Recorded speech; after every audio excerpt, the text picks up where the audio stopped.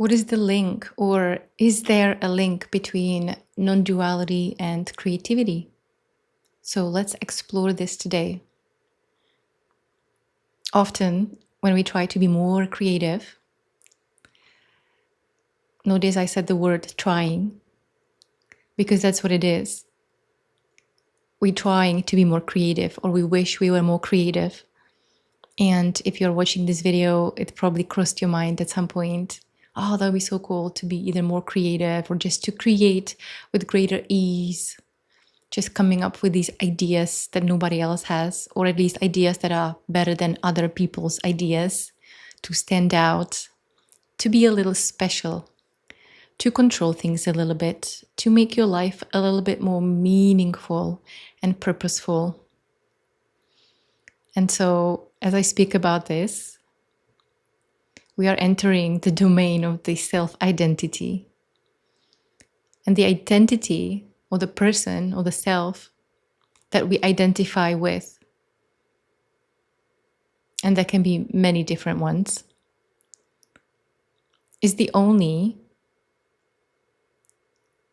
thing, which is not really a thing, it's the only illusion that is in the way of simply being creative.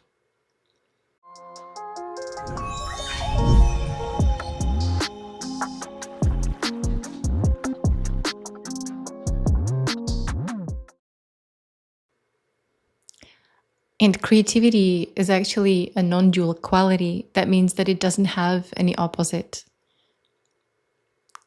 The opposite of creativity is not destruction, destroying something, creating something. It's simply magic.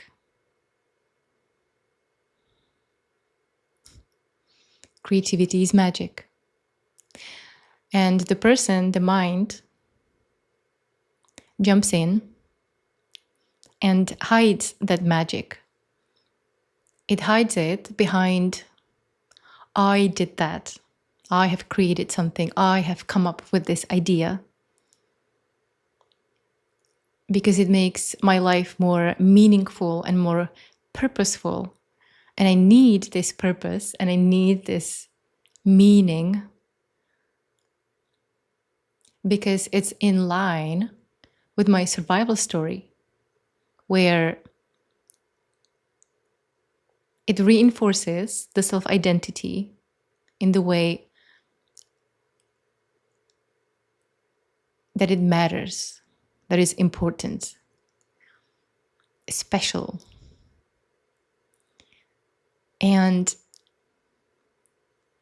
creativity or magic, basically this is creative, but it doesn't have an opposite. It's just this. It's a mystery. It's magic. But the mind always has to come up and say, well, this is coming from there. I'm coming from somewhere, from the past. And I have developed all these skills in order to create something. And so now I am in charge of this creation. And therefore, I have to not make a mistake. And so when we're trying to be creative,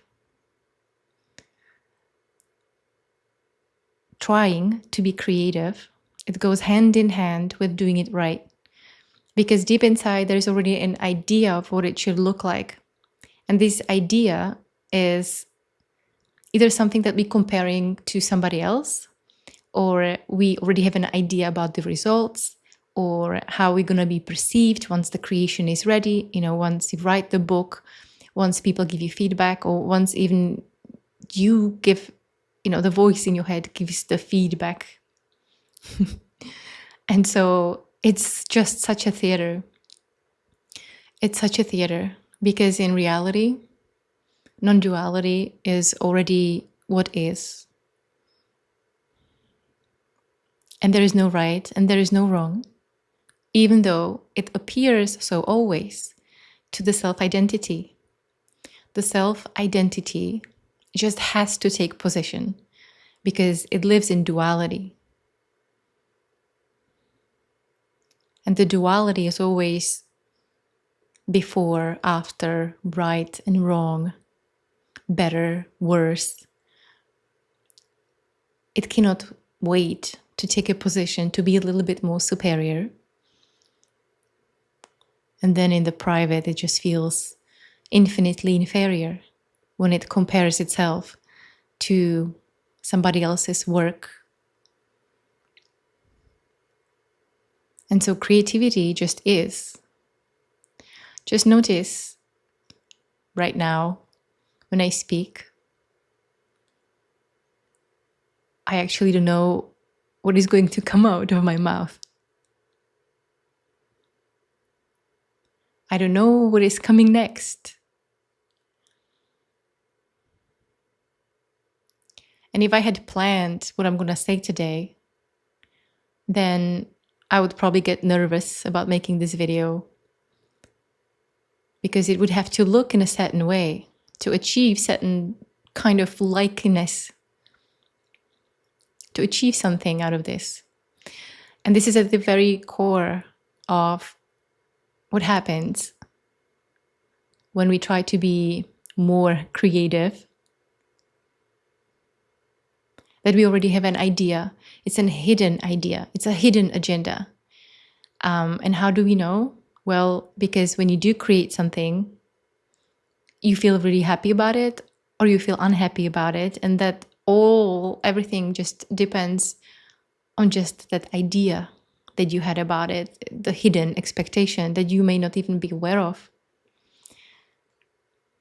But what if one day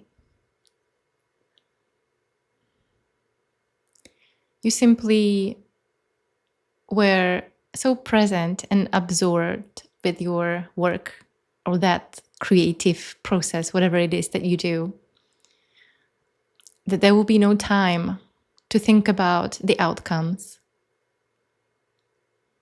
and the way how this could be achieved. Obviously, there is really no achievement in that. It's by focusing or putting that attention on the enjoyment of the actual act. Because when we're trying to create something, it comes from that idea what it should look like. And the enjoyment is gone. Before you know it, we are just strategizing and planning in our head and trying to be more creative, which is the antidote to that creation.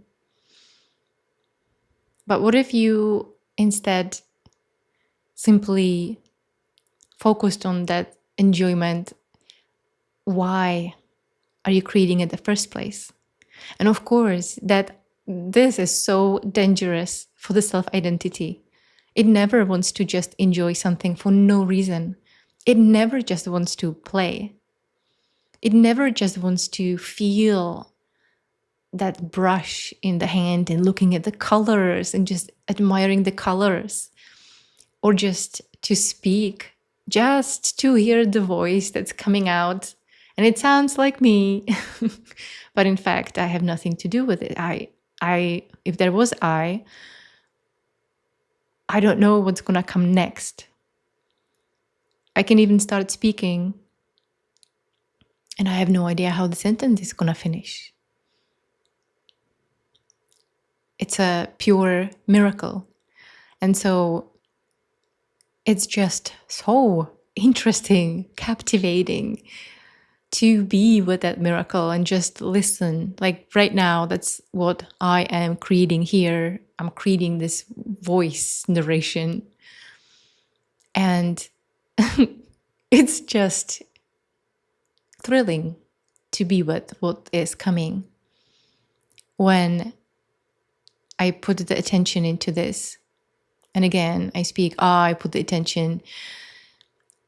It's about noticing.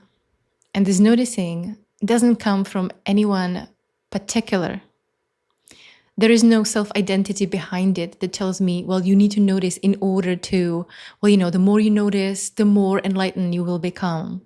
I don't have that belief. Some people might believe that. It's usually something like, well, you need to be more creative in order to make more money, or to be a little more special, just important, just to matter, to show that you're not just so useless as you normally think, whatever that is. And my point, if there was one, is to invite you to simply notice that which is just appearing, that which just is, that appears to come out of you, whether it's in writing, in narration, singing. We take so much credit for, oh, I'm singing so good, or I'm singing so bad. But what would that be like without the I? Without the thought or the afterthought that just takes credit for everything. I had a funny conversation with one of my clients. We talked about the lungs. Imagine that you take credit for the lungs expanding or shrinking. Imagine that there would be an identity you would identify with that action. So you would always feel so great, when the lungs expand, you would feel like so boosted, like, oh my God, I'm doing it. I feel great. I'm so boosted. And then it goes down, it shrinks, and you feel so depressed. And you look around and you see other people who have just in that moment, they have the lungs expanded, and you feel jealous. You start comparing yourself and you just feel so bad. That's the life of the self-identity. It feels great and boosted sometimes, just to jump into that opposite direction, because it always lives in duality. Every time when it goes up, just like cycling on the hill, you go up, you have to go down. There's no middle ground.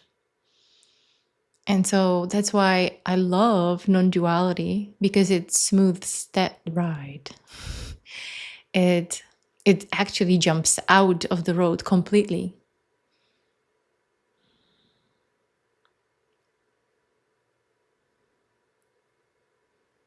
It is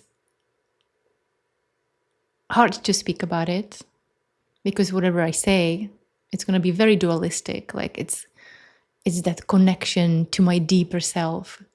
And of course, there cannot be any connection, because nothing has ever been disconnected. And there is no two of us that are presumably connecting. So back to that creativity.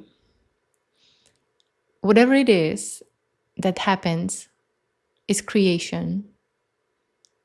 Not in the way that we normally understand it, there was nothing and then there is something.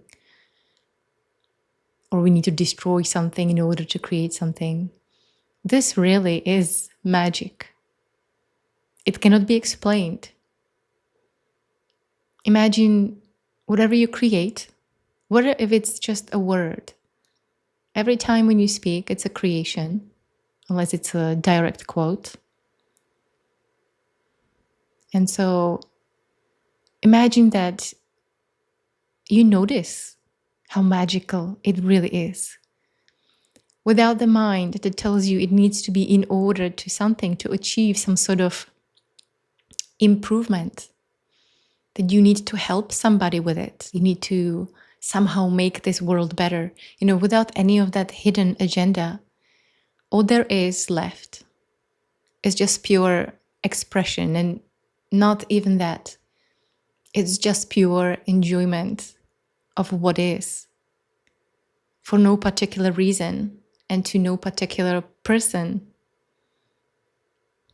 Until, of course, a thought comes in and says, yeah, that's me. Did you hear that sentence I just said before? It was awesome, wasn't it? That was me.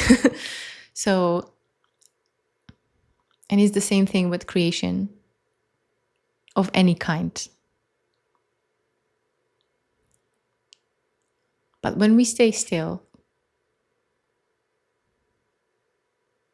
and start just noticing what it is that you actually really enjoy about whatever it is that you do, singing, writing, creating a business, helping people in creative ways.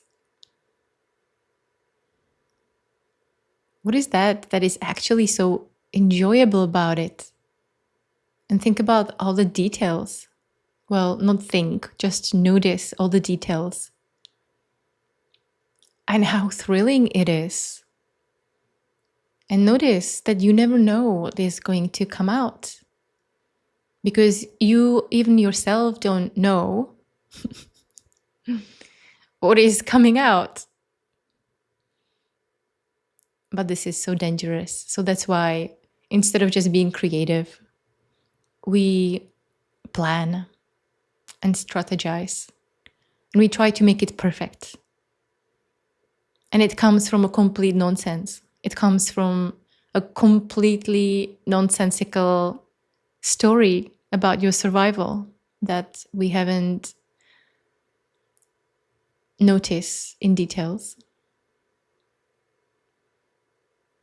But that story has an exact worldview and how things should be, how you should be. It's all about what you need to achieve, how it should look like, how much money you should make, even how old you should be to die. There is just a whole universe of ideas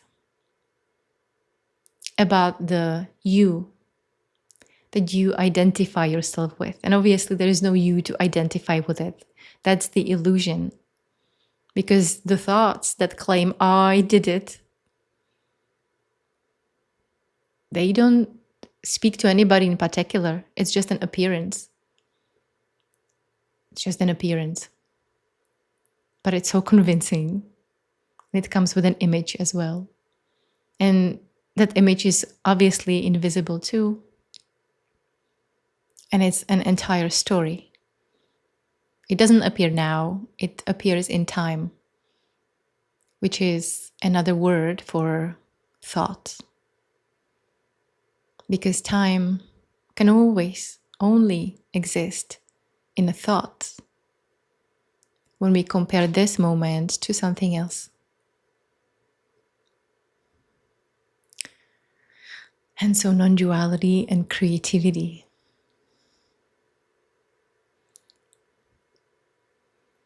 It's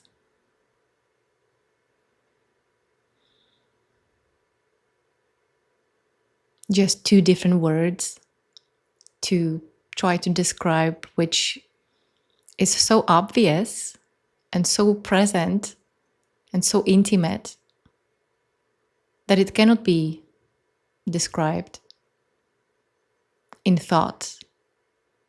It cannot be thought about. It's not a philosophy. It's a magic that simply is. And the whole story of me and you and us who need to be creative is also part of it.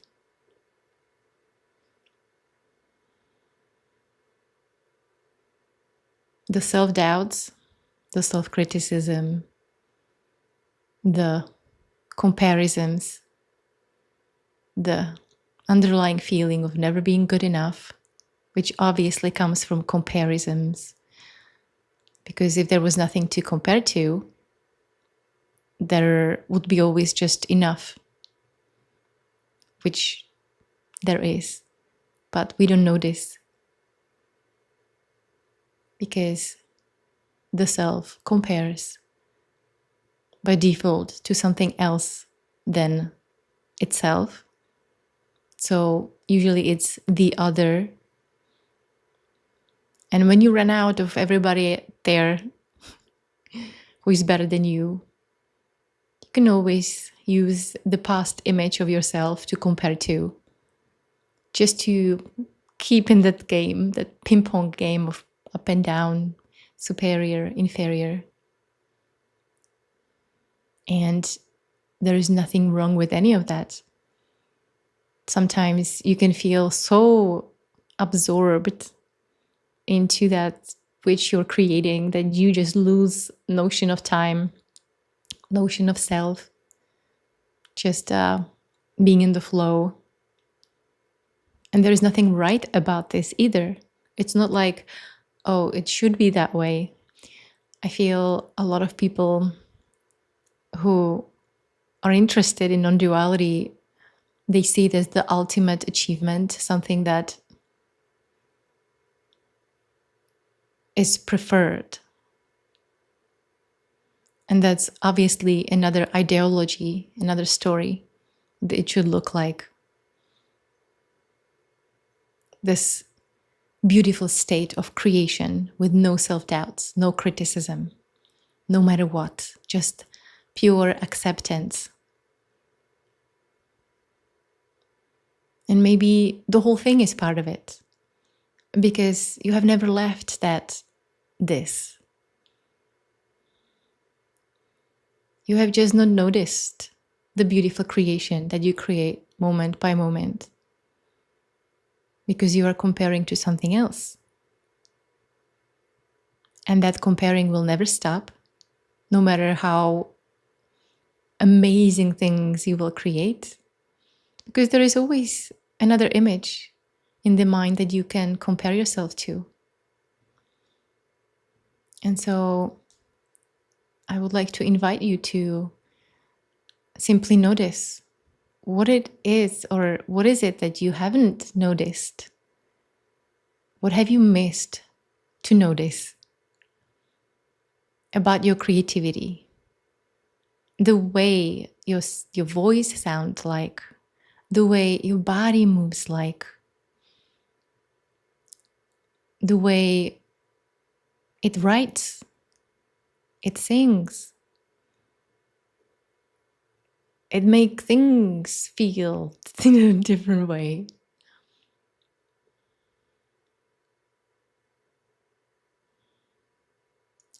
You create so much beauty.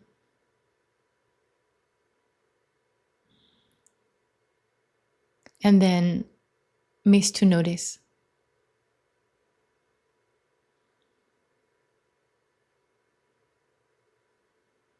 And you only take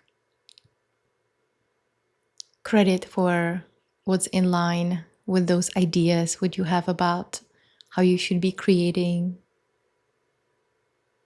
And by the way, when I said you create so much beauty, obviously I wasn't talking to the self-identity. I said you, as in this, as in all there is, true nature, basically everything that's left stripped from that self-identity, that voice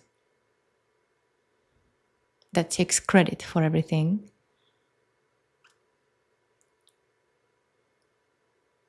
And what's left is just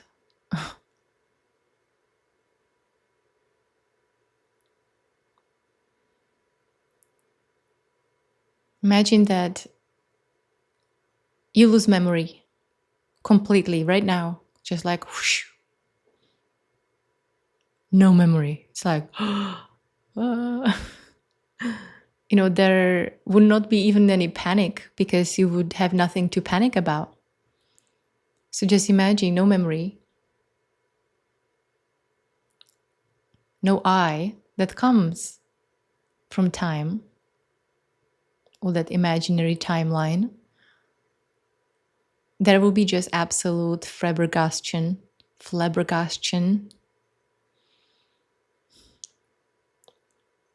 perfection, wholeness.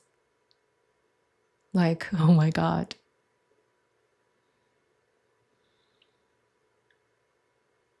Until the voice slowly creeps in and say, hey,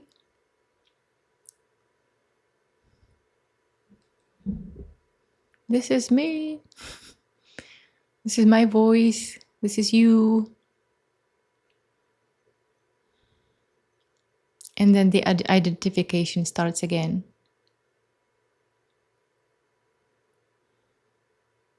And so I chose to speak about creativity and non-duality today. Not to inspire you to be more creative, but just to notice. that whatever it is that you are creating has nothing to do with you. And what do you notice if you look at it from that perspective, which is not even a perspective, it's just noticing. And noticing without that hidden agenda, without any judgment, is the quality of non-duality. It's the quality of that infinite being that cannot be compared to anything. Simply there's just nothing outside of it.